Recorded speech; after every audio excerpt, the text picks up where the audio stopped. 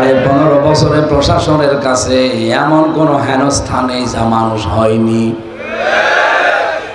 আমি নিজে যেহেতু ছিলাম, আমাকেও বলেছিল যা বলতে বলি যদি না বলেন আপনার বউ তুলে নিয়ে আনবো। আমার মতো একজন হুজুরের বউ যদি তুলে নিয়ে আসার হুমকি দেয়, কত মানুষের বউ যে ওরা তুলে এনেছে ওরা জানে আর আল্লাহ জানে। যদিও এখন কিছু মানুষের একটা প্রকাশ পাচ্ছে, এই যে র্যাবের আলিফ, কি নাম দেখা যায় না, আলিফ,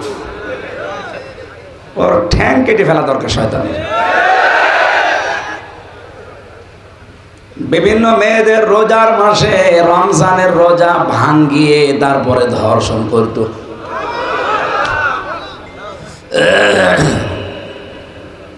এর মানুষ বললে গোনা হবে।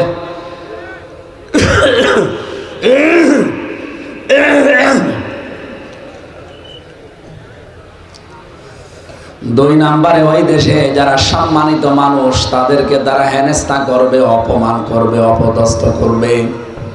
এটা 15.5 বছরের সব চাইতে বেশি হয়েছে। এদেশের সব চাইতে বেশি সম্মানিত তারা যারা নবীর ওয়ারিস। কি বলেন বলেন? নবীর ওয়ারিসদেরকে মানুষ কম বেশি এমনি সম্মান দেয়, অথচ এই মানুষগুলো 15.5 বছরের সব চাইতে বেশি অপমান হয়েছে। ওরা বলে যে আলেমদের দোষ আছে। আরে ভাই, আপনার চাইতে কি বেশি দোষ? আপনি তো মাসে 30 দিনে 28 দিন হোটেলে রাত কাটান, আমি তো নিজে জানি। কোন আলেম কোন জায়গায় হোটেলে রাত কাটিয়েছে আপনি একটা অবৈধ ভাবে দেখান। মামুনুল হকের বিরুদ্ধে দিয়েছিলেন আন্দাজে। এটা শুধু হাসিনার হিংসার কারণে। ওটা বলেছিল না যে বঙ্গবন্ধুর মূর্তিও যদি বানানো হয় ওটা ভেঙ্গে বুড়িগঙ্গায় ভাসিয়ে দেব, এইটা ওর রাগ। এজন্য হাসিনার রাগ যার উপরে তার জীবন শেষ হয়ে গেছে। আমার উপরে হালকা ছিল, 3 বছর শেষ। মামুনুল হকের উপরে বেশি ছিল, 3.5 বছর শেষ। মাওলানা এটিএম কে জানাব আজহারুল ইসলামের উপরে রাগ আরো বেশি, 13 বছর শেষ। সাইদি সাহেবের বসে বেশি রাগ ছিল, মেরেই ফিরেছে। এই জন্য সরমজিৎ বাবু বলেছিল বাগে ধরলে ছাড়ে, হাসিনা ধরলে। ওনারে আমার মনে হয় শেখ হাসিনা বলা ঠিক না, কারণ শেখ মানে এই যে শায়েক লিখেছেন না আহমদুল্লাহর আগে, শায়েক মানে কি? হ্যাঁ, সম্মানিত। এই ফ্যানটা বন্ধ করে দেন। যেহেতু একজন খুনি, একজন ফ্যাসিস্ট, এই পৃথিবীতে 257 জন মানুষ আছে রাষ্ট্র পরিচালনা করে, তাম পৃথিবী মিলে সবচাইতে বেশি নিকৃষ্ট মানুষের তালিকায় নাম এসেছে হাসিনার। এই জরিপ তো আমি বানিয়েছি। হ্যাঁ, 2 নম্বরে নাম এসেছে বাশার আল আসাদের, 3 নম্বরে নাম এসেছে নেতানিয়াহু। এই পৃথিবীতে যত নিকৃষ্ট মানুষ আছে তাদের ভেতরে এরা 1, 2, 3 কি নাম দেখলেন না? তার 2টাই মুসলমান, বাকি ইহুদি। যেহেতু নিকৃষ্ট মানুষের তালিকা আমরা বানাইনি, এটা খ্রিস্টানরা বানিয়েছে। এই হিসাবে আমরা বলতে চাই ওনার নামের আগে এই সম্মানিত শব্দটা এখন আর বলা যাবে না, তাহলে আবু জেহেল কেউ বলা লাগবে, হযরত আবু জেহেল। সেও তো দেশের প্রেসিডেন্ট ছিল। আপনি কোনদিন হযরত আবু জেহেল বলেছেন? এনারা বলবেন কেন? এই জন্য শুধু হাসিনা বলেন ও শেখ, আর বলার দরকার নেই। আর ওনারা আসল শেখ কিনা তাও তো জানি না। কত রকমের কত কিছু তো তৈরি হচ্ছে, ওইরকম তৈরিও হতে পারে। এটা যে হতে পারে আমি আন্দাজে বলছি না, এটা ধারণা না, এটা আমি পড়েছি। আপনি আমার ফাঁসি চাই এই বইটা পড়েন, দেখবেন কোন শেখ ধরা পড়ে যাবে। অন্তত 4-5 পুরুষের পরে আপনি পাবেনই না যে আসলে শেখ কিনা। শেষে দেখা যাচ্ছে সিরি কি। আমার বংশের উপরে আমি 3 পুরুষ জানি, এর উপরে আর জানি না। আমার বাবা রিয়াজউদ্দিন সর্দার, তার বাবা জাহান আলী সর্দার, তার বাবা নমাজ আলী সর্দার, এরপরে আমরা জানি না। এরপরে যে কে আল্লাহ জানে, আর ওই নমাজ আলী জানে। যেহেতু নমাজ আলী প্রায় 100 বছর আগে উনি দুনিয়া থেকে মারা গেছে, সুতরাং ওনার জিজ্ঞাসা করব কি করে। আর আমার দাদাও মারা গেছে, আমার বাবা আছে এখন। এই হিসাবে আমি যতটুকু হিসাব করি যে ওর উপরে মনে হয় ওই রকমই কিছু ছিল, কারণ এই এলাকায় যা আমরা সবই ওই রকমই। কি আপনি 200 বছরের পেছনে চলে যান, দেখবেন প্রায় হিসাব ওই রকমই। এই জন্য নামও দেখছেন না দেবিদ্বার। কি নাম শুনলে বোঝা যাচ্ছে এখানে দাদারা ছিল।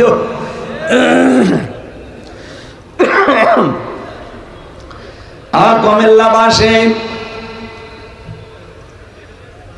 সম্মানিত মানুষদেরকে যারা সম্মান দেয় না, অসম্মান করে, আল্লাহ বলেন এটা জালেমদের কর্মসূচি, এটা 2 নম্বরে।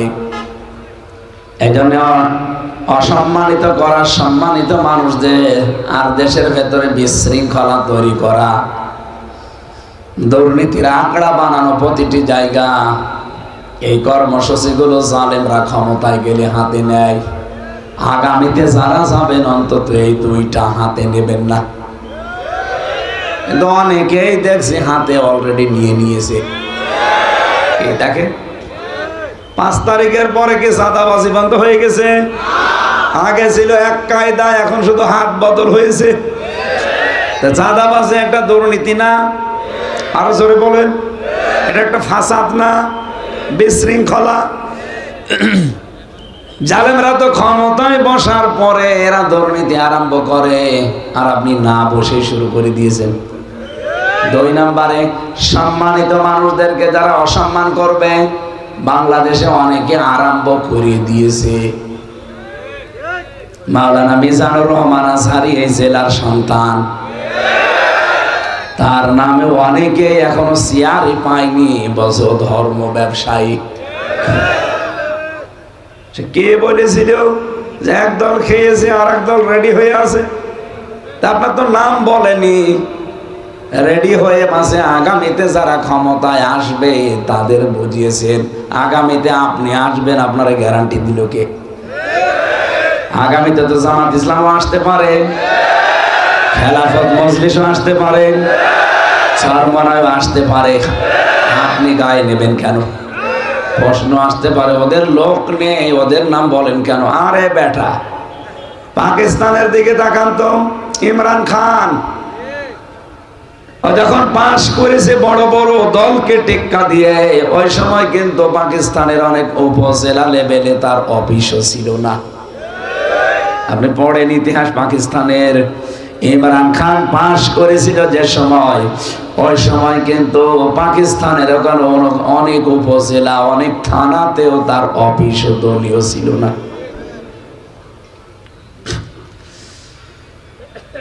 অথচ যাদের নাম বললাম এদের অফিস কিন্তু প্রত্যেক জেলায়, প্রত্যেক উপজেলায়, প্রত্যেক থানায়। কি কথা বলেন না কেন? আর যে সুর এখন শুনতেছেন, বাংলাদেশে খেলাফত, চরমনা, জামাত, এরকম 12টা বড় বড় দল ইসলামের নাম নিয়ে যারা চালায়, ওরা সব অলরেডি সিদ্ধান্ত নিয়েই ফেলেছে যে আগামীতে আমরা সবাই মিলে একটা বাক্স দেব ইসলামের।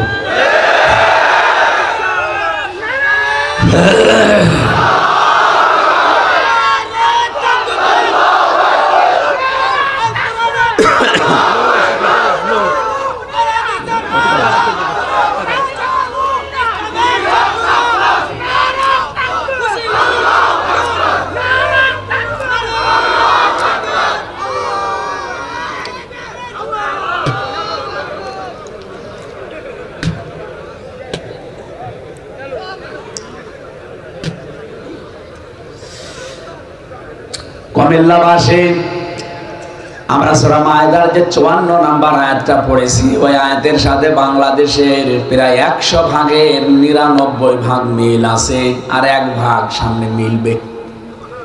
আমি মিলাবো ইনশাআল্লাহ। কি? আর আমি এটা বানিয়ে বানিয়ে মিলাবো?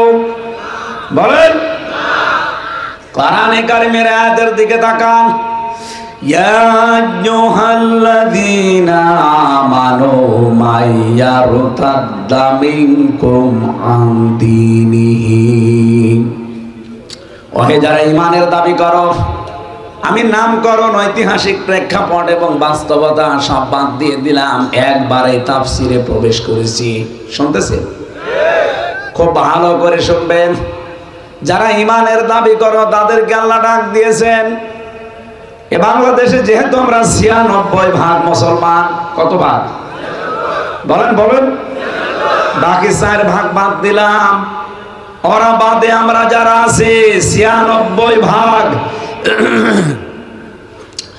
আল্লাহ আমাদেরকে ডাক দিয়ে জানিয়েছেন, মাইয়ারতাদ্দা মিনকুম আন দীনিহি, যে ব্যক্তি, ইয়ারতাদ্দা এর তেদাত শব্দের শাব্দিক অর্থ হচ্ছে ফিরে যাওয়া, হক থেকে বাতিলের দিকে ফিরে যাওয়া। আপনি নিজের সাথে কিন্তু মিলাবেন। আমি আবার বলছি, যে ব্যক্তি, যেহেতু এখানে কারো নাম আল্লাহ দেয়নি, যে ব্যক্তি মাইয়ারতাদ্দা মিনকুম, মিন মানে হতে, কুম মানে তোমাদের, তার মানে বাংলাদেশে যারা আমরা আছি সবাই এর ভেতরে আছি। বলেন বলেন। আন দীনিহি, আমি আল্লাহর দিন থেকে, ইসলাম থেকে, কোরআনে কারীম থেকে, আমার বিধান থেকে যারা মুখ ফিরিয়ে নেবে, ফিরে যাবে, ফাসাউফা ইয়াতিল্লাহু বিকওমিন, অতি শীঘ্রই আমি আল্লাহ এমন একটা দল, জাতি, গোত্র, গোষ্ঠী, যাই বলেন, তৈরি করব তাদের উপরে। ইউহিব্বুহুম, আল্লাহ নিজে যাদেরকে ভালোবাসবেন, ওয়াইউহিব্বুনাহু, এবং তারাও আল্লাহকে ভালোবাসবে। তারা আল্লাহর সাথে টেক্কা দিয়ে, পাল্লা দিয়ে, আজ অনেকেই কিন্তু আল্লাহর দ্বীনের সাথে বিদ্রোহ করছে, সে জেনারেল কায়দায় হোক আর ধর্মীয় নাম নিয়ে হোক। এই এদিকে তাকান, কি কি বলছেন আপনি? বলেন। আজ দ্বীনের নাম নিয়ে, ইসলামের নাম নিয়ে কত মানুষ ইসলাম থেকে আজ বের হয়ে চলে যাচ্ছে নতুন নতুন ইসলাম বানিয়ে। আর এটা বাংলাদেশের চট্টগ্রাম বিভাগে বেশি। ইসলামে যেটা নেই, নতুন করে ওটা ইসলাম বানিয়ে আর একটা পথ তৈরি করে নিয়েছে।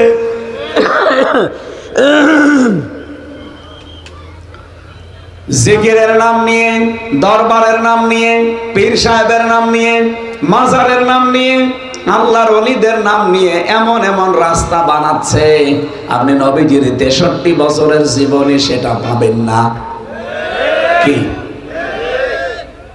নবীজির 63 বছর পুরাটা পড়ে আছে, একটু পড়ে দেখেন। আর রাহিকুল মাকতুম অথেন্টিক, এটা আমি প্রায় 13টা গ্রন্থ নবীজির জীবনের উপরে পড়েছি। নবী রহমত, মানবতার বন্ধু মুহাম্মদুর রাসূলুল্লাহ, আর রাহিকুল মাকতুম, সিরাত ইবনে হিশাম, সিরাত বিশ্বকোষ, এইভাবে আমি 13টা মিলিয়ে পড়েছি। একটাতেও কোনোদিন বিশ্বনবীর 63 বছর জীবনে পাইনি যে উনি একদিনের জন্যে, এক বেলার জন্যে, 1 মিনিটের জন্য ও জিকির করেছে খাজা বাবা, দয়াল বাবা।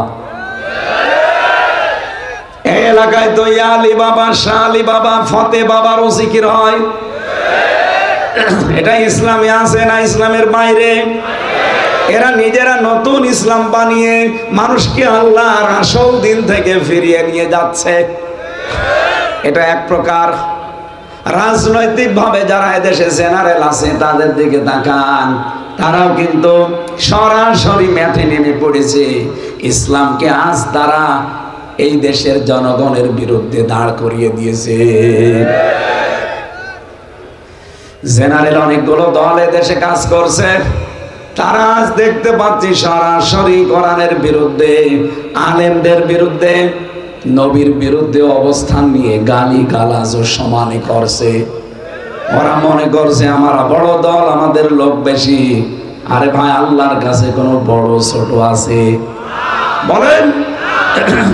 আল্লাহ বলেন, যারা আমার দিন থেকে, আমার বিধান থেকে, আমার ইসলাম থেকে মুখ ফিরিয়ে নেবে, ফিরে চলে যাবে অন্যদিকে, ফাসাউফা ইয়াতিল্লাহ, ফা দিয়েছেন মাঝখানে, সাউফা দিয়েছেন না। কণ্ঠটা তো ঝামেলা হয়ে গেল দেখছি।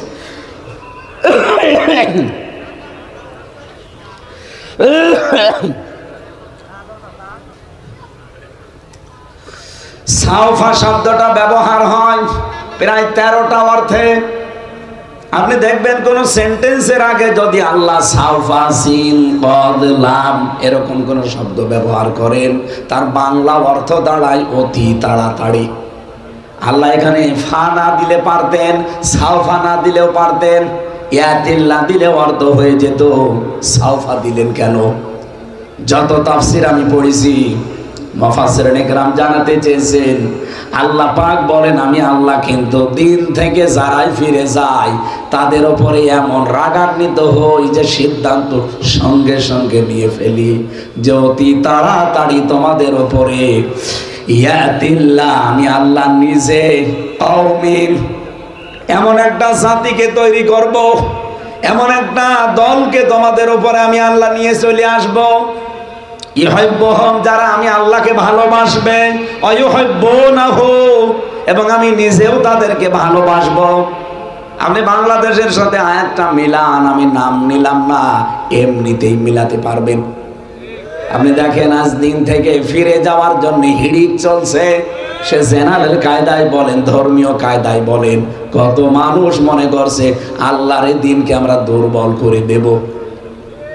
কত মানুষ কথা বলেও ফেলেছে যে বাংলাদেশে ইসলাম কায়েম সম্ভব না। কথা বলেন না কেন? আচ্ছা, কোনদিন এই দেশে মৌলবাদের উত্থান হবে না, মৌলবাদের লোক কোনদিন এ দেশে ক্ষমতায় যাবে না, যায়নি। মনে হচ্ছে ক্ষমতা ওনার হাতে, এমন কথা মানুষ আমরা বলতে শুনি। বলে কোরআনের ভেতরে রাজনীতির কোনো সম্পর্ক নেই। আমার এই ছোট মাথার ভেতরে কোরআনে কারিমে ৯,৯১৮ জায়গায় আমি রাজনীতির আয়াত পেয়েছি। যাদের বড় বড় মাথা ওরা তো আরো বেশি পাবে। কিন্তু যেই লোকটা এই কথা বলে যে কোরআনের সাথে রাজনীতির সম্পর্ক নেই, উনি এক জায়গায়ও পেলেন না। কিভাবে কোরআন পড়লেন আপনি? আপনার কি কোরআনের উপরে কোনো ডিগ্রি আছে? কোরআনের উপরে 10টা বছর কাটিয়েছেন? আমার এই 33 বছরের ভেতরে আমার মনে হয় 23 বছরই আমার কোরআনের উপরে চলছে। আমার অনার্স মাস্টার্স পর্যন্ত কোরআনের উপরে। আমার এই ছোট মাথায় যদি 918 জায়গায় কোরআনের রাজনীতি করা লাগবে এটা থাকে, আপনি এক জায়গায়ও পাননি। আপনি কি পড়া পড়েছেন কোরআন? এই মানুষগুলো আসলে মনে করে যে না, এ দেশে আল্লাহর দিনকে দুর্বল করার জন্য এমন এমন কথা বলবো, কাজ করব, মানুষ যেন দিন থেকে ফিরে যায়। আরে ভাই, নিজের কপালে আপনি নিজে কুড়াল মারছেন। আল্লাহর দিন থেকে যদি ফিরে যায় তে হামজার কোনো ক্ষতি নেই। এক কথা বলেন না কেন? আল্লাহর দিন থেকে আল্লাহর বান্দারা যদি সত্যি ফিরে যায়, হামজার কোনো লস আছে? কারণ দিনের মালিক তো আর আমি না। কি দিনের মালিক? আমি। দিনের মালিক যিনি, উনি সিদ্ধান্ত নিয়েছেন মানুষ যখনই দেখবো আমার দিন থেকে ফিরে যায়, মুখ ফিরিয়ে নেয়, তখন সিদ্ধান্ত নেই ওই জায়গায় এমন একটা দল আমি তৈরি করে দেব, যেই দল আমাকে ভালোবাসবে, আমি আল্লাহ তাদের ভালোবাসবো। বলেন তো, এরকম একটা দল বাংলাদেশে এখন তৈরি হচ্ছে না? যারা দিন থেকে ফেরত চলে যায়, আর এই মানুষগুলো দিনকে মানার জন্য, দিনকে কায়েম করার জন্য জান প্রাণ দিয়ে চেষ্টা চালাচ্ছে। এদের ভেতরে কয়েকটা গুণ তৈরি হবে, তখন দেখতে পারবেন আল্লাহ পাক বলেন কাতাবাল্লাহু লা আগলিবান্না আনা ওয়া রুসুলি। সূরা মুজাদালার 21 নম্বর আয়াতের প্রথম অংশে আছে, 28 নম্বর পারার 4 নম্বর পৃষ্ঠার প্রথম লাইনে আছে।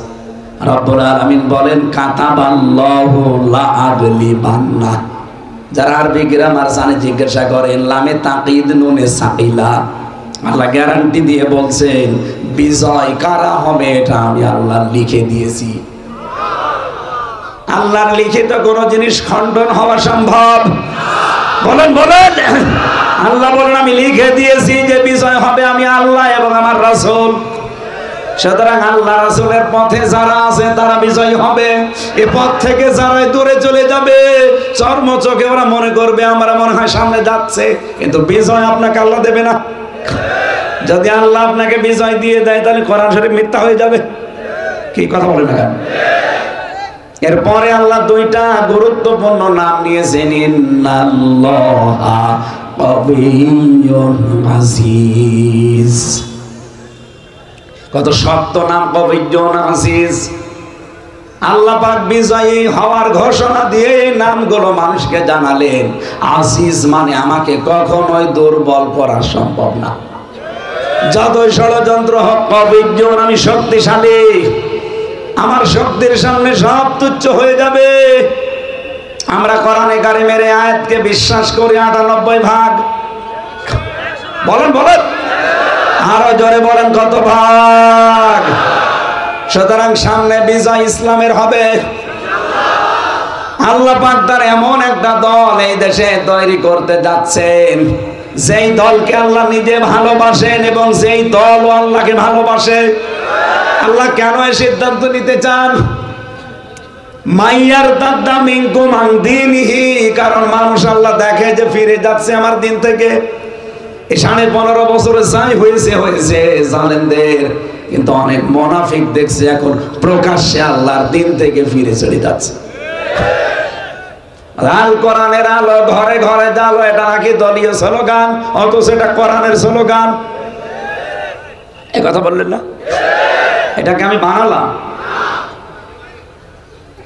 সূরা বানী ইসরাঈলে আছে 15 নম্বর পারা 9 নম্বর পৃষ্ঠা 2 নম্বর লাইনের 82 নম্বর আয়াতের প্রথম অংশে আছে।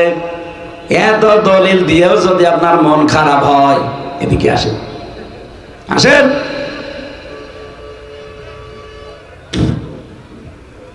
রব্বুল আলামিন বলেন আনুনাজ্জিলু মিনাল কুরআনি মা হুয়া শিফাউ ওয়া রাহমাতুল লিল মুমিনিন। এই কোরআন নাযিল করার ধারাবাহিকতায় এমন এমন বিধান আমি আল্লাহ দিয়েছি যা মুমিনদের জন্য রোগ মুক্তির কারণ।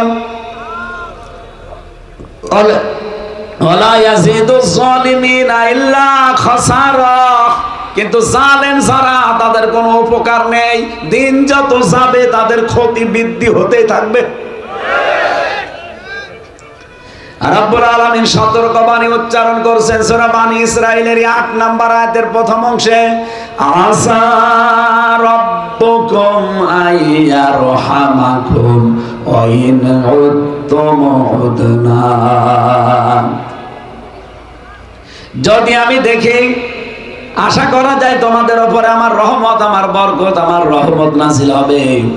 কিন্তু যদি দেখি তোমরা ওদের মতো আচরণ করছো, আমি আল্লাহ কিন্তু তোমাদের উপরে ওই রকম আচরণ করব। আমার তো মনে হচ্ছে আয়াতটা আগস্টের 5 তারিখের আগে ফের নাযিল হয়েছে। আপনি দেখেন, আল্লাহ বলেন তোমাদের উপরে সম্ভবত আমার রহমত নাযিল হবে। আসা রব্বুকুম, সম্ভবত তোমাদের রব, আইয়ারহামাকুম, তোমাদের উপরে রহমত নাযিল করবেন। ওয়াইন উদ্তুম উদনা, যদি তোমরা ওদের মতো আচরণ করো, আমি আল্লাহ কিন্তু আমার আচরণ যা করেছিলাম ওদের সাথে তোমাদের সাথে তাই করব। এক কথা বলেন না কেন? আপনি তো দিন পেয়ে গেছেন মনে হচ্ছে, একটু খেয়াল করেন না আয়াতগুলো। সত্যি যদি আল্লাহর সাথে আপনি এরকম বিদ্রোহ আরম্ভ করেন, জালেমদের সাথে আল্লাহ যে আচরণ করেছে আপনার সাথেও সে আচরণ করবে। আল্লাহ বলেন লিল কাফিরিনা হাসিরা, হাসিরা মানে কারাগার। আমি জালেমদেরকে, কাফেরদের জন্য, অস্বীকারী যারা, এদের জন্য কারাগার তৈরি করে রাখলাম, জাহান্নামকে। তাহলে জাহান্নামকে কারাগার বলেছেন আল্লাহ। আমাদের এখান থেকে খুব সতর্ক হয়ে চলা লাগবে। আল্লাহর দিন থেকে ফিরেছে, আল্লাহকে আপনি দুর্বল করতে পারবেন না। কি ক্ষতি হয়ে যাবে আপনার দলের। কারণ আল্লাহ এমন একটা দলকে এই জায়গায় দাঁড় করিয়ে দেবেন, ওয়াইন তাতাওয়াল্লাউ ইস্তাবদিল কওমান গায়রাকুম সুম্মা লা ইয়াকুনু আমসালাকুম। সূরা মুহাম্মদের ভেতরে আছে 26 নম্বর পারায় আল্লাহ পাক বলেন, তাদেরকে আমি আল্লাহ ওই জাতির উপরে এমন একটা জাতি তৈরি করব যারা তোদের মতো হবে না। প্রশ্ন আসতে পারে, আপনি ভাষাটা কি বললেন? তোদের মতো। আপনি তাফসিরে দেখেন, বাংলায় এটাই লেখা আছে। তোমাদের মতো এত সম্মানিত শব্দ আল্লাহ দেয়নি। কারণ দিন থেকে আপনি ফিরে চলে যাবেন, আর আপনাকে আদর করে ভালোবাসা দিয়ে আল্লাহ ডাকবে। এই জন্য তোমাদের বাদ দিয়ে তোদের দিয়েছেন। সম্মালা এখনো আমসালাকুম, যারা তোদের মতো হবে না, এমন একটা জাতি আমি তোদের মাথার উপরে এমন একটা দল তৈরি করব যারা তোদের মতো হবে। বলেন বলেন, সেই দলের লোকজনের কাজ কি হবে? আমি তো সামনে ঠিক এই আয়াতটা বাস্তবে মিলিয়ে দেখতে পাচ্ছি। একামতে দিন যারা এদেশে কায়েম করতে চায়, সেই দলকে আমার আল্লাহ এই আয়াতে ইঙ্গিত দিয়েছে। বাংলাদেশে তো কত দল আছে, সবাই একামতে দিনের কাজ করে না। কেউ খেদমতে দিন নিয়ে ব্যস্ত আছে, এই কথা বলে না কেন? কেউ খেদমতে দিন নিয়ে ব্যস্ত আছে, কেউ আছে একামতে দিন নিয়ে। খেদমতে দিন যদি এদেশে কিয়ামত পর্যন্ত হয়, একামতে দিন যদি এদেশে কায়েম না হয়, আল্লাহর কসম, আল্লাহর বহু বিধান আছে আপনি মানতে পারবেন না। বলেন, বাংলাদেশে খেদমতে দিন আছে না নেই? কিন্তু সুদ মুক্ত হতে পারছেন? বলেন। ব্যাংকিং ব্যবস্থার দিকে তাকান। এখন ইসলামী ব্যাংকে যে নিয়ম নীতিগুলো আছে, এইগুলো যদি আজ বাংলার সব ব্যাংকে আমরা জারি করতে পারতাম, হ্যাঁ, এরাও 100% সুদ মুক্ত না। যতদিন পর্যন্ত রাষ্ট্রীয়ভাবে যাকাত ভিত্তিক অর্থনীতি কায়েম না হবে, ততদিন এই দেশে সভাপতি না, ও সভাপতির বাপ যদি বাস করে, সেও সুদ খোর। আমার এই টুপি সুন্দর লাগছে, এর ভেতরেও সুদ আছে। প্রশ্ন আসতে পারে, তাহলে আপনার ওয়াজ শুনে আর করবো কি? আপনি তো সুদ খোর।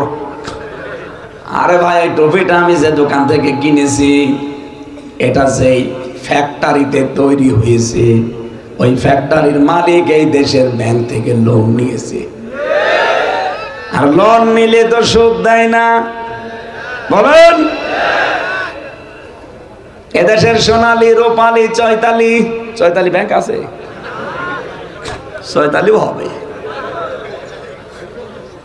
সোনালী, রূপালী, চৈতালি, অগ্রণী, যত রকমের ব্যাংক আছে, যতদিন পর্যন্ত মুশারাকা, মুদারাবা, মুরাবাহা, বায়ে সালাম, বায়ে ইস্তেসনা, বায়ে মুআজ্জাল, ওয়াহিদা, এরকম প্রায় 32টার উপরে নিয়ম আছে। এইগুলো যখন আপনি ইসলামী অর্থনীতিতে মানতে পারবেন, ব্যাংকিং ব্যবস্থায়, তখন আপনি সুদ থেকে মুক্ত হতে পারবেন। কিন্তু আমরা পারছি না কেন? কারণ দেশে এখনো রাষ্ট্রীয়ভাবে যাকাত ভিত্তিক অর্থনীতি কায়েম। বলেন বলেন।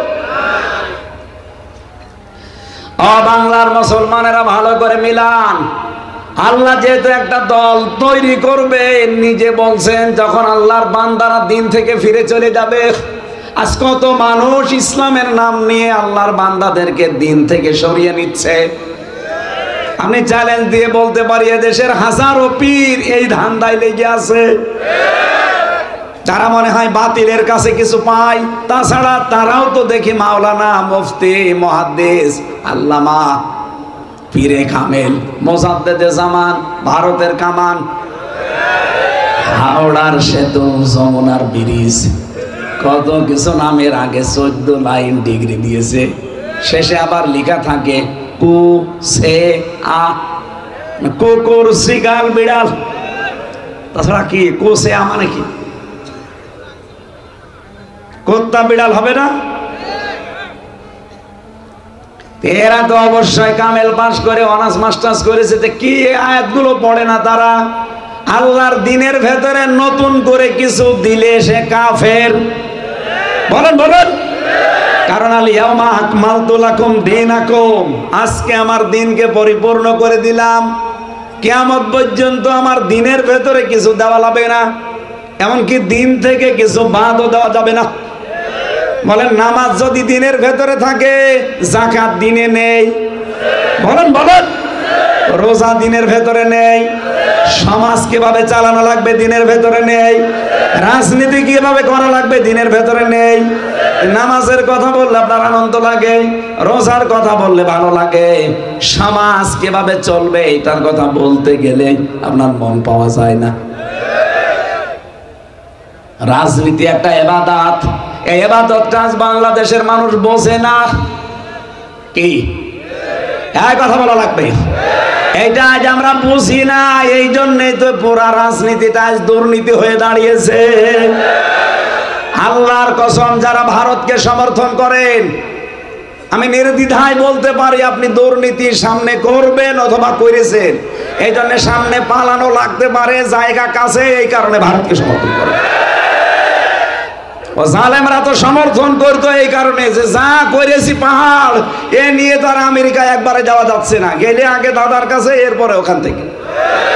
এই জন্য এত সাপোর্ট করতো, এমনকি স্বামী স্ত্রী বানিয়ে ফেলেছি। আর শয়তানরা পালিয়েছেও ঠিক দাদার কাছে। 300 এমপির ভেতরে প্রায় 280 জনই দাদার কাছে। আর বাকি কয়েকটা আমি বিভিন্ন দেশে পেয়েছিলাম, সিঙ্গাপুরে, মালয়েশিয়া, থাইল্যান্ডে, ইন্দোনেশিয়া, বড় বড় যে দেশগুলোতে আমি গেছি, যে দেখি ওই দেশে ওরা হোটেলে থাকে। মালয়েশিয়া যে হোটেলে উঠলাম, ইন্টারন্যাশনাল হোটেল, নিচে নামলাম, দেখি 2 শয়তান বসে চা খাচ্ছে আর পেপার পড়ছে। কি গো হুজুর, আমরা আগেই পালিয়েছি, আপনি একটু দোয়া করেন আমাদের জন্য। আবার বলছে আপনি চা খান, আপনার চা খাওয়া যায় না।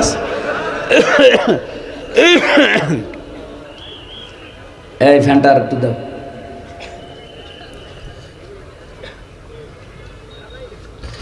আমি আবার রিপিট করছি, যারা দাদা বাবুদের সমর্থন করেন, এখানে অনেক গোয়েন্দা আছে আমি জানি, আপনি ছেড়ে দেন, আমার কোনো ভয় নেই জীবনের ওপরে, কারণ আমি মরণের ঘর থেকে ঘুরে এসেছি। আমি যেখানে গিয়েছি ওই জায়গায় কেউ বাঁচে না, এই জন্য আমার আর কোনো ভয় নেই। আমার এখন যা লাইফ আছে এটা আমার বোনাস লাইফ। যা জানি এটা আল্লাহর উপরে ভরসা করে আমি বলবোই, এতে কে নারাজ হইল কে খুশি হইল তা দেখার দরকার নেই। যারাই ভারতকে সমর্থন করবে আপনি দেখবেন ওদের ধান্দা আছে আমরা এরকম মারিং কাটিং করব, ঝামেলায় পড়লে পালাবো। এ তো পাশে, তো তাড়াতাড়ি চলে যাওয়া যাবে।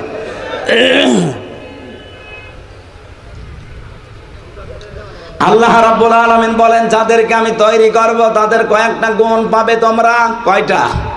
কমপক্ষে 3টা গুণ তাদের ভেতরে পাওয়া যাবে। আদিল্লাতিনা আলাল মুমিনিনা আইজ্জাতিনা আলাল কাফিরিন। রব্বুল আলামিন বলেন, ওই মানুষগুলোর প্রথম নম্বরে গুণ হবে, হে নবী, তারা নিজেদের প্রতি রহম দিল হবে আর কাফেরদের প্রতি কঠোর হবে। আপনি বাংলাদেশে দেখেন, একামতে দিনের দায়িত্ব যারা পালন করে, অনেকের প্রশ্ন আসতে পারে শুধু ওই দিকে টানেন। আরে ভাই, আল্লাহর কসম, এই কোরআন মাথায় নিয়ে বলতে পারে, আমি টানা টানি না, কোরআনের সাথে মেলে, এই জন্য বলছি। আজ এই দেশে কত দল সভাপতি না দিলে মারামারি করে, আর এই দলের সভাপতির দায়িত্ব দিলে কান্নাকাটি করে। আমি কি বেশি বললাম? দায়িত্ব দিতে গেলে কান্নাকাটি করে নিতে চাই না, বলে না এত বড় দায়িত্ব আমি পালন করতে পারবো না।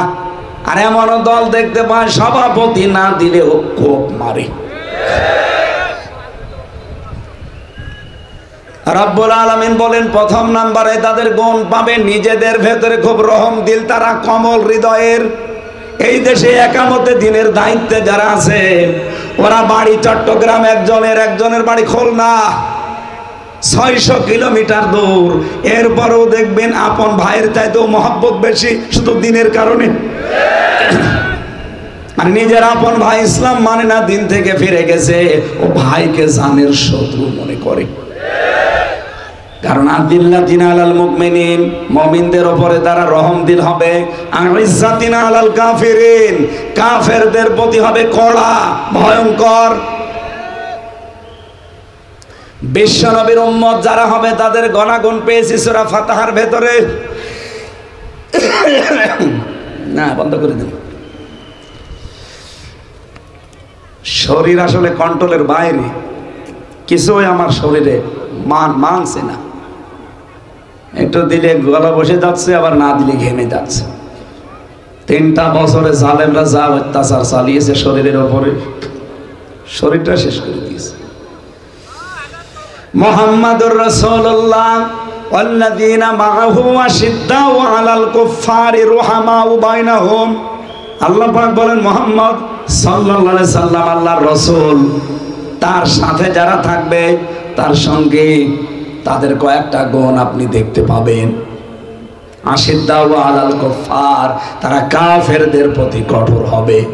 কাফেরদের প্রতি কঠোর হওয়া মানে কাফেরদের আচরণ, কাফেরদের দিবস, কাফেরদের নিয়ে আসা যত অনুষ্ঠান, সবগুলোর প্রতি কড়া হওয়া লাগবে। এ বাংলাদেশে কোনো কাফেরের তৈরি করা কোনো অনুষ্ঠান আমরা পালন করব? এই যে ফেব্রুয়ারি মাসের 14 তারিখে যেটা গেছে, এটা কাফেরদের তৈরি করা, ইংল্যান্ড থেকে নিয়ে আসা, খ্রিস্টানদের বিশ্ব ভালোবাসা না, বিশ্ব বেহায়া দিবস। এটা মুসলমানের ছেলে মেয়েরা আগামী থেকে আর পালন করবে? আরো জোরে বলেন, করবে? পৃথিবীতে মুসলমানদের দিবস হবে 2টা, ঈদুল আজহা, ঈদুল ফিতর, এর বাইরে কোনো দিবস নেই। কত মানুষ আজ দিবস বানায়, জেল খাটা দিবস, প্রত্যাবর্তন দিবস, বিয়ে করা দিবস। আরে ভাই, বিয়ে করা দিবস যদি পালন করা লাগে, কেউ তো বিয়ে করে 4টা, বছরে তো 4 দিন শুধু বিয়েই যাবে। এত দিবসই আপনি পাবেন কোথায় শেষে? আমার কুষ্টিয়ার একজন বিয়ে করেছে 9টা, একসাথে 7টা বউ।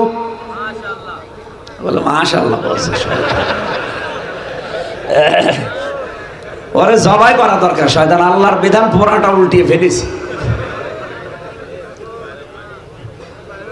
রবজল নাকি নাম যেন শয়তানের, ধরা পড়েছে কয়দিন আগে। আমার মনে হয় বাটাম দেওয়া দরকার। মানুষ একটাই পারি না, আমরা আরো কয়টা? আবার মেয়েগুলো কিরকম যে এর মতো মানুষের সাথে থাকে, কিছু মানুষের রুচি নেই আসলে। কুমিল্লাবাসী আজকে থেকে এই গুণ অর্জন করে ওই দলের ভেতরে আমাদেরকে আল্লাহ যেন শামিল করে। আজ নিজেদের প্রতি স্নেহশীল, মায়াশীল, মহব্বতশীল, কমল হৃদয়ের হওয়া লাগবে। আর কাফেরদের যত অনুষ্ঠান সামনে আসবে, তারা সামনে পড়লেই ওদের উপরে কড়া হওয়া লাগবে। যাদের ভেতরে এই গুণগুলো আছে আপনি দেখেন, এদেশে পাবেন। রব্বুল আলামিন বলেন কমপক্ষে 3টা গুণ তো তাদের ভেতরে পাওয়া যাবে। কয়টা? আরো জোরে বলেন। আয়াতের পরের আয়াতের শেষের দিকে পাবেন, আল্লাযীনা ইউকিমুনাস সালাতা ওয়া ইউতুনাজ যাকাতা ওয়া হুম রাকিউন। এই মানুষগুলোর প্রথম কাজ, তারা নামাজ কায়েমের আন্দোলন করবে। আরে ভাই, এখানে ফাসাল্লি লিরাব্বিকা নেই যে নামাজ পড়বে তার রবের জন্য না। আল্লাযীনা ইউকিমুনাস সালাত, যারা নামাজ কায়েম করবে। আর কায়েম করা এটা ব্যক্তির না, এটা কায়েম করা রাষ্ট্রের দায়িত্ব। সুতরাং আমরা এমন একটা রাষ্ট্র তৈরি করতে চাই যে রাষ্ট্রে নামাজ কায়েম থাকবে। এইটার জন্যই রাজনীতি করি, এইটার জন্যই রাজনৈতিক কথা বলা হয়। তাছাড়া অন্য কোনো উদ্দেশ্য আল্লাহর কসম আমার নেই। আমি যেহেতু নামাজ একা একা পড়তে পারবো, কিন্তু কায়েম করতে বলেন বলেন, আরো জোরে বলেন। নামাজ কায়েমের দায়িত্ব কার? রাষ্ট্রের। কার? এটাকে আমি বানালাম। সূরা হজের 41 নম্বর আয়াতে আল্লাহ দলিল দিয়েছেন, আল্লাযীনা ইম্মাক্কান্নাহুম ফিল আরদি আকামুস সালাহ, যাদেরকে আমি রাষ্ট্র ক্ষমতা দেব, ওরা যদি মুমিন হয়, ওরা প্রথম নাম্বারে নামাজ কায়েমের বিল পাস করে দেবে নামাজের। তে আমরা তো চাই 300 এমপির ভেতরে অন্তত 151 জন এমপি এই দেশে এমন সংসদে কোরআন বুকে নিয়ে যাবে যারা সংসদের প্রথম অধিবেশনে নামাজের বিল আনবে। এটা আপনার কাছে রাজনীতি মনে হয়?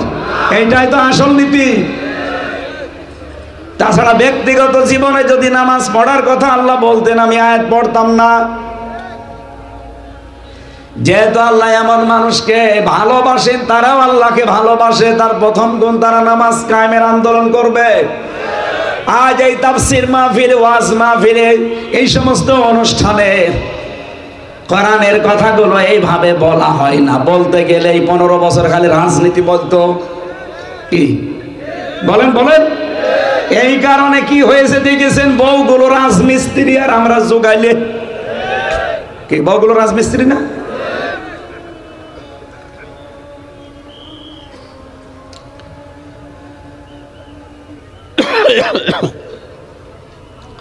আমার ভাইরা,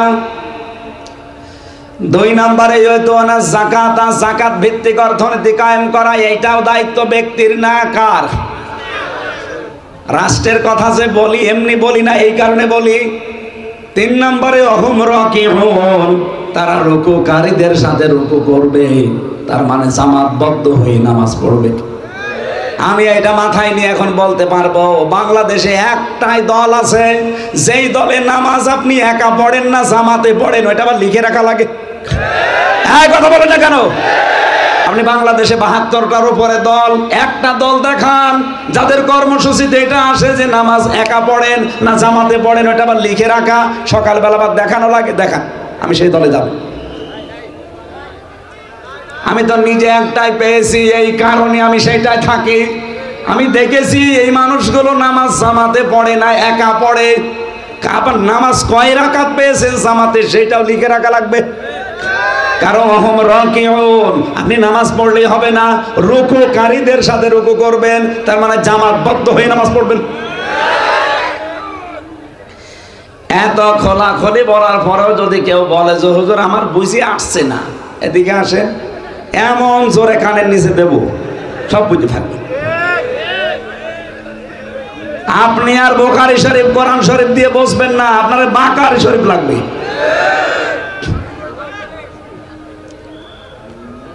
সঠিক কথাগুলো মানুষ তুলে ধরতে চায় না। আয়াত পড়ে একরকম, ব্যাখ্যায় চলে যায় আর একদিকে। আমি যা পড়েছি তাফসিরে সেইটাই বাংলা বললাম, আপনি মিলিয়ে দেখেন। একটা কথা যদি ভুল হয় আমার সাথে বসে। মাইয়ার তাদ্দা মিনকুম আন দীনিহি, যারা আল্লাহর দিন থেকে ফিরে যাবে, আল্লাহর সিদ্ধান্ত, ফাসাউফা ইয়াতিল্লাহ, আল্লাহ বলেন আমি নিজে অতি তাড়াতাড়ি বিকৌমিন, এমন একটা দল তৈরি করে দেব, ইউহিব্বুহুম, যাদেরকে আমি আল্লাহ নিজে ভালোবাসি, ওয়া ইউহিব্বুনাহু, তারাও আমাকে জীবনের চাইতেও বেশি ভালোবাসে। বাংলাদেশের সাথে আমি তো মিলাতে পারি, আপনি পারেন না কেন? আদিল্লাতিন আলাল মুমিনিন, তাদের আরেকটা গুণ, এই মানুষগুলো নিজেদের প্রতি এমন কমল আচরণ করবে, তাই করে। কথা বলেন না কেন? আইজ্জাতিন আলাল কাফিরিন, কাফেরদের প্রতি কিন্তু তারা কড়া। দেখেছেন না এটিএম আজহারের জন্য বাংলাদেশে ইতিহাস সৃষ্টি করে ফেলেছে। একটা নিরপরাধ মানুষকে তারা আটক করে রেখেছে 13 বছর। এই জন্য বাংলাদেশে কি অবস্থা তৈরি হয়েছে। অথচ এত বড় নামি দামি, এত বড় আপা পালিয়ে গেল, একটা লোক রাস্তায় নামলো না। ভালোবাসা তৈরি করে দেয় কে? এটা তো আর জোর করে পাওয়া যায় না, এটা তৈরি করে দেয় আল্লাহ নিজে। আগামী 25 তারিখে, আজকে তো 21, 25 তারিখে প্রধান উপদেষ্টা ডক্টর মোহাম্মদ ইউনূসের বাসভবন ঘেরাও করতে যাবে। যদি আজহারুল ইসলামকে মুক্তি দেওয়া না হয় এই নির্দোষ মানুষকে, আরে ভাই, অবৈধ সরকার ছিল, অবৈধ রায় ছিল, আপনি বিনা অপরাধী মানুষকে আর কতদিন রাখবেন? আস্তে আস্তে রাজনৈতিক যত জাতীয় নেতা সবই তো ছাড়া পড়ে গেছে। লুৎফুজ্জামান বাবর সাহেব 17 বছর পরে যদি বের হতে পারে, এটিএম আজহার কেন 13 বছর পরে বের হতে পারবে না? মামলা তো তার একই, রায়ও একই, এক কথা বলে না কেন? তাহলে লুৎফুজ্জামান বাবরের বিরুদ্ধে রায় ছিল যা, সাক্ষী ছিল যা, তার চাইতে 100 গুণ নরমাল সাক্ষী। এটিএম আজহারের বিরুদ্ধে সাক্ষী দিয়েছে 6 মাইল দূর থেকে দেখে, কেউ দেখেছে 3 মাইল, কেউ দেখেছে 1.5 মাইল।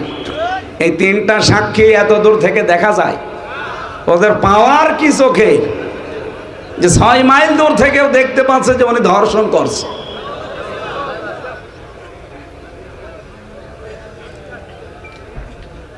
অথচ ধর্ষণের বিরুদ্ধে যদি কেউ সাক্ষী দিতে যায় ধর্ষণের পক্ষে, কলমের মাথার ভেতরে কলম থাকা অবস্থায় যেভাবে ঠিক নারী পুরুষকে আপনি ওইভাবে চোখে দেখবেন, তারপরে সাক্ষী দেবেন।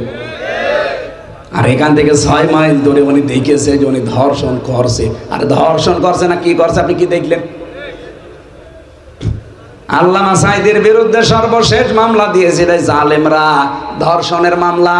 পিরোজপুর থেকে যাই মহিলাকে সাজিয়ে টাকা পয়সা দিয়ে নিয়ে এসেছিল, অ্যাডভোকেট তাজুল ইসলাম জিজ্ঞাসা করছে, এই মেয়ে মাওলানা সাঈদী আপনাকে ধর্ষণ করেছে? বলছে জি হ্যাঁ। আপনার জন্ম তারিখ কত, কবে জন্ম নিয়েছেন আপনি? 1975 সালে।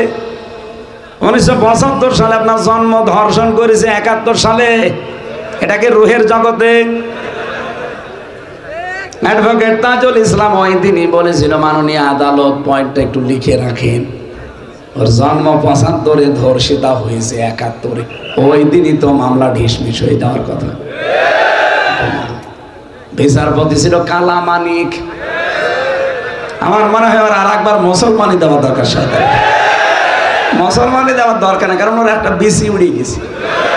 ওর মুসলমান কি করবে, ওর বিসি নেই।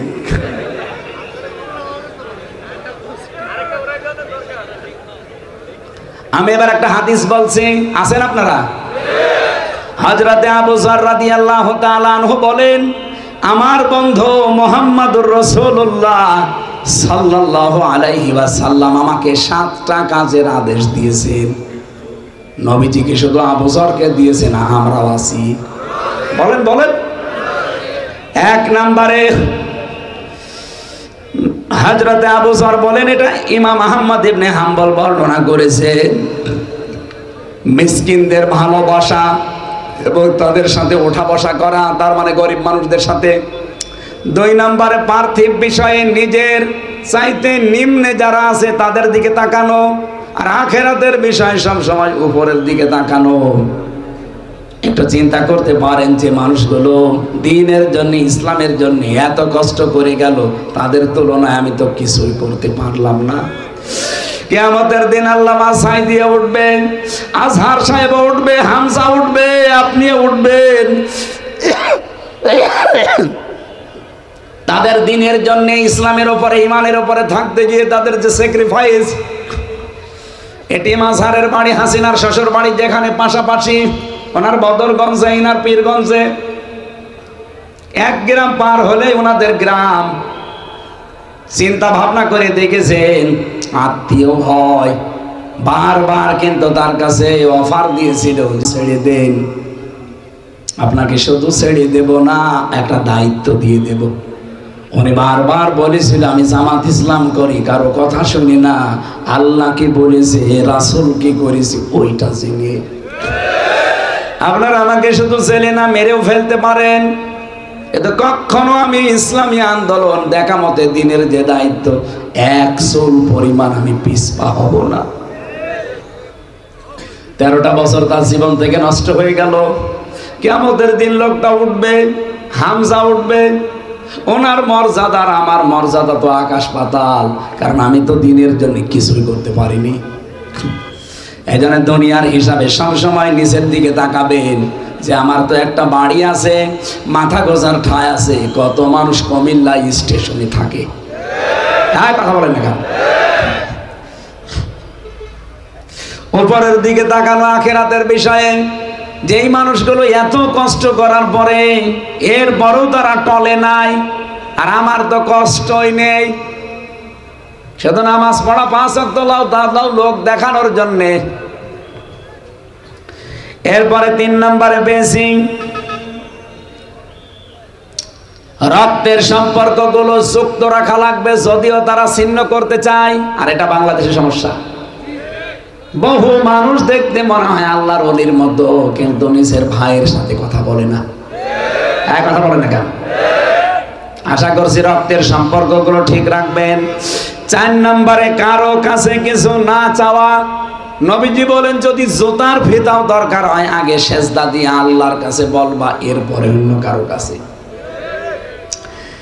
5 নম্বরে বেশি তিক্ত হলেও সত্য কথা বলা লাগবে। আজ বাংলাদেশে সব আলেম যদি কোরআন থেকে সত্য কথাগুলো আমরা বলতে পারতাম, আল্লাহর কসম এই 15 বছরে কোরআনের কথা কেউ বাধা দেওয়ার সাহস পেত না। আমরা বলতে চাই না। বাবা শাহজালাল দিনকাল ভালো না। আরে দিনকাল কি 1400 বছর আগে ভালো ছিল? ওই সময় তো আরো খারাপ ছিল।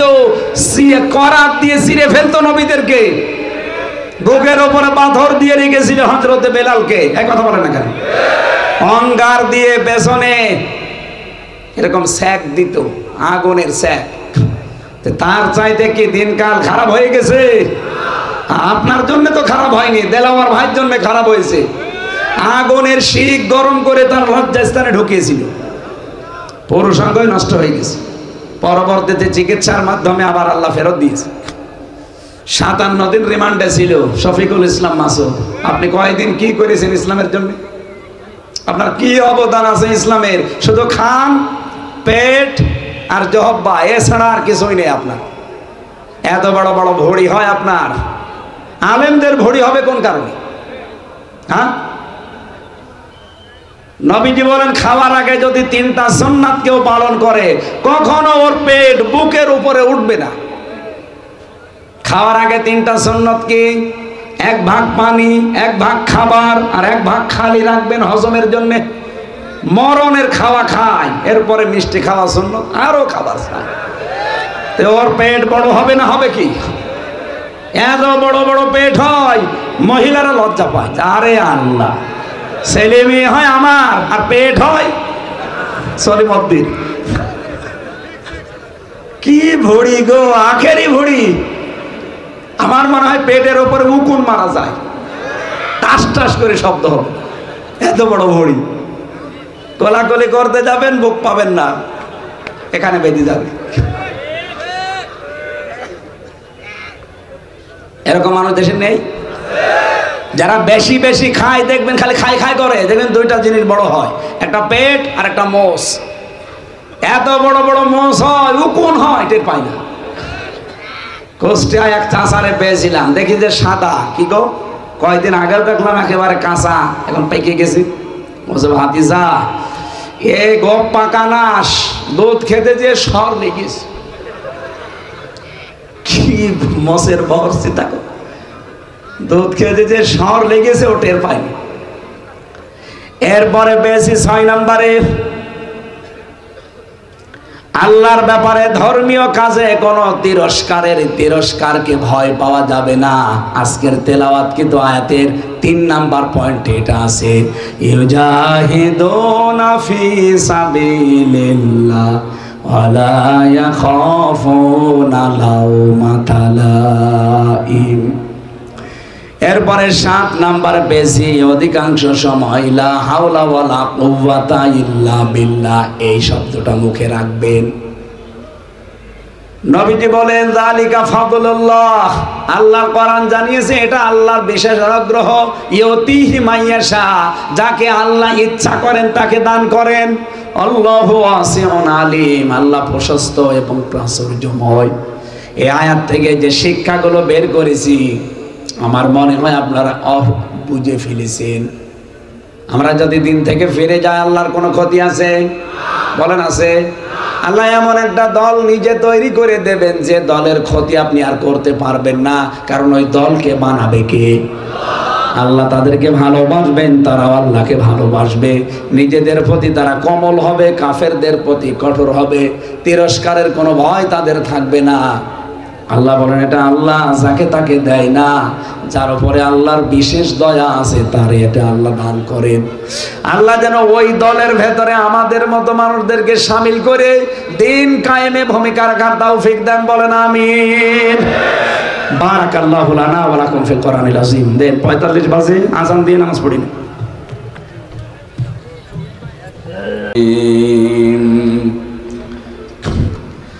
বিসমিল্লাহির রহমানির রহিম।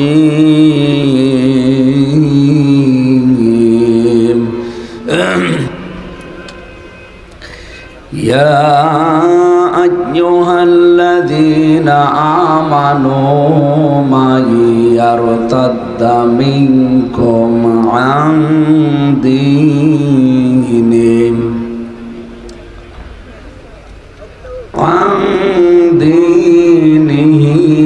ফাসাউফা ইয়াতিল্লাহু বিকওমিন ইউহিব্বুহুম ওয়া ইউহিব্বুনা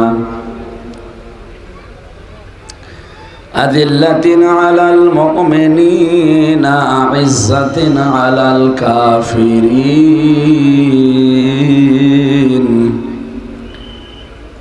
ইউজাহিদুনা ফি সাবিলিল্লাহি ওয়া লা ইয়াখাফুনা লাওমাতা লাইম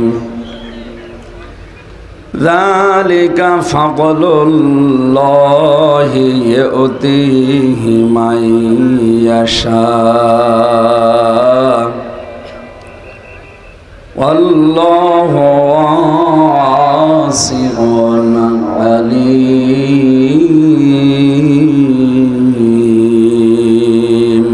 আল্লাহুম্মা সাল্লি আলা সাইয়্যিদিনা না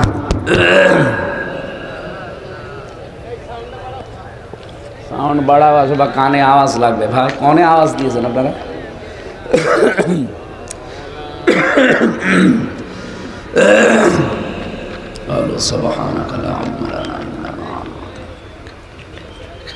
আলহামদুলিল্লাহ, কুমিল্লা দেবিদ্বার ছোট শালঘর মাদ্রাসাতুস সুন্নাহ ময়দানে সরকার বাড়ি যুব সমাজের উদ্যোগে ঐতিহাসিক তাফসীরুল কোরআন মাহফিল ৪৮তম চলছে। এটা মাহফিলের প্রধান অতিথি সাইদুর রহমান সরকার লিটন, সম্মানিত সভাপতি মোহাম্মদ বাকি সরকার, সম্মানিত উদ্বোধক সৈয়দ আব্দুল শুকুর, আমন্ত্রিত অতিথিবৃন্দ, বিশেষ করে মুহাদ্দিস আব্দুল লতিফ, মাওলানা তাজুল ইসলাম, হায়াতে তাজ্জেবা সিহাতে কুল্লিয়া কামনা করছি আল্লাহ যেন দান করেন, বলেন আমিন। মাহফিলের আমন্ত্রিত ওলামা হযরত, আমাদের পরে যারা এখানে কথা বলবেন, মুফতি মোহাম্মদ আলী, মাওলানা আব্দুল হাই মোহাম্মদ সাইফুল্লাহ, মাওলানা শায়েখ আহমদুল্লাহ, ইসলামী সঙ্গীত পরিবেশন করবেন ওবায়দুল্লাহ তারেক ভাই, কলরবের শিল্পী গোষ্ঠী বিশেষ করে মোহাম্মদ বদরুজ্জামান, ইকবাল মাহমুদ, সালমান সাদি, আবির মাহমুদ, নসরুল্লাহ, অন্যান্য সম্মানিত ব্যক্তিবর্গ যারা মঞ্চে বসে আছেন। রফানা লাকা যিকরাক, আল্লাহর দরবারে এদের মর্যাদা আল্লাহ যেন আরো বাড়িয়ে দেন। এই সামনে কি বিশ্বরোড নাকি?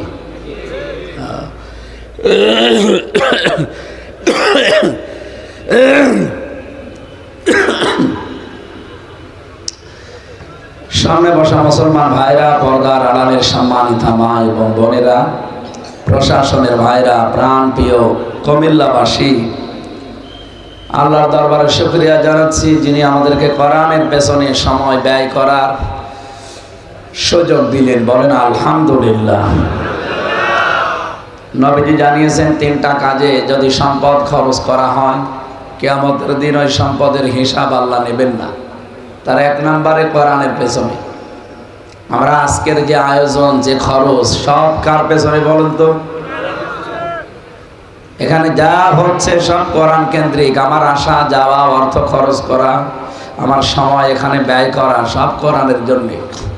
এই জন্য কিয়ামতে আল্লাহ যখন জবাব দেবেন, আমাদের সামনে যখন হিসাব গ্রহণ করবেন, এই 1-1.5 ঘন্টা বা 2 ঘন্টা যে সময় আপনি দিচ্ছেন, এই সময়টা মাইনাস করে তারপরে হিসাব শুরু করবেন। এই হিসাবে আল্লাহকে সব সময় বলা দরকার, মাবুদ সারাটা জীবনে তুমি কোরআনের পেছনে ব্যয় করার তৌফিক আমাকে দান করো, কিয়ামতে যেন জবাবই দেওয়া না লাগে। জবাব শুধু সারা জীবন নাম শুনি। বাংলাদেশের দুদুকে ধরলে মানুষ পাগল হয়ে যায়, তাও তো এদের কাছে ঘোষ ঘাস দিয়ে বাঁচা যায়। কি নাকে দুদক ঘোষ খায় না? দুর্নীতি দমন কমিশনের চেয়ারম্যান সাবেক, যেটা জেলখানায়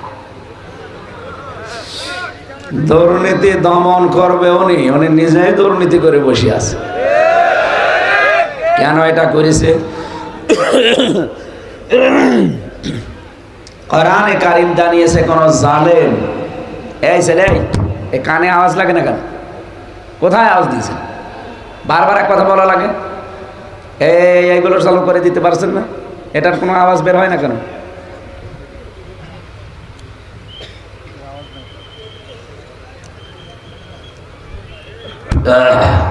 কোন জায়গার মাইকে? কিসের নূর? তো কোনো আলোই নেই। জেলা শহরে মাইক নিতে পারেন না, একটু পাওয়ার বেশি আছে, এ তো রওশনের সাদের মতো।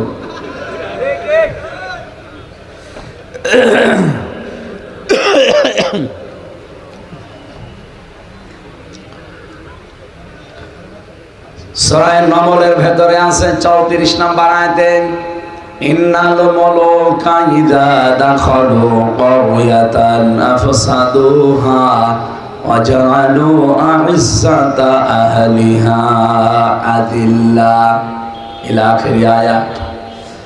রাব্বুল আলামিন বলেন, কোন এলাকা যদি জালেমরা শাসন করে, কোন জালেম যদি ক্ষমতার চেয়ার পায়, তারা 2টা কাজ প্রথমে জারি করে।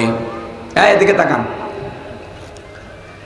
1 নম্বরে ওই দেশের সব জায়গা তারা দুর্নীতির আঁকড়া বানায়, ফাসাদ সৃষ্টি করে। বাংলাদেশে আপনি একটা বিভাগ দেখান যেখানে দুর্নীতি নেই। চিকিৎসা বিভাগ বলবেন ভরা, শিক্ষা বিভাগ বলবেন ভরা, প্রশাসন বলবেন এ তো বলার অপেক্ষায় রাখে না।